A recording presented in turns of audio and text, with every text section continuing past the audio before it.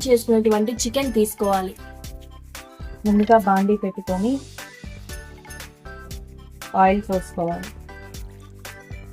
Oil heat అయ్యాక ఉల్లిపాయలు పచ్చిమిర్చి వేసుకోవాలి. బాగా కలుపుకోవాలి.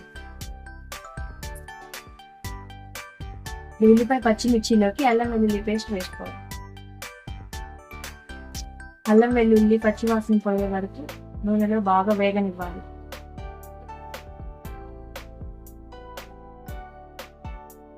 ఇప్పుడు ఇందులోకి ఉప్పు పసుపు వేసుకోవాలి.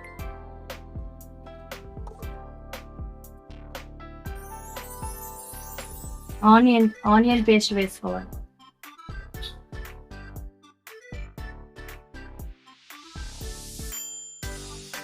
టమాటా పేస్ట్ కూడా వేసుకోవాలి.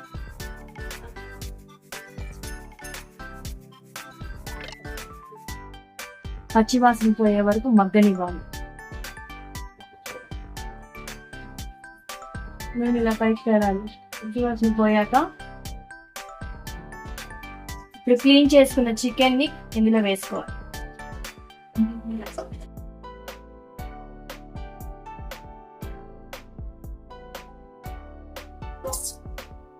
మూత పెట్టుకొని ఉడికేంత వరకు ఉడికించుకోవాలి.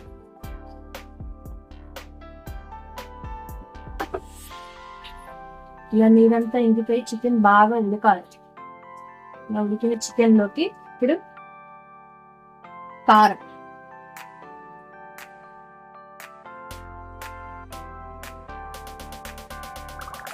కొంచెం గరం మసాలా, కొంచెం ధనియాల పొడి,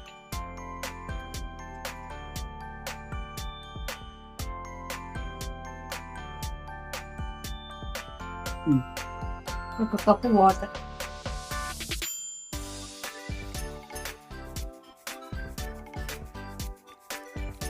ఒక 2 minutes ఉడకనివ్వాలి. మూత తీసుకొని ఇలా నూనె పైకి తేలే వరకు ఫైనల్ గా కొత్తిమీర,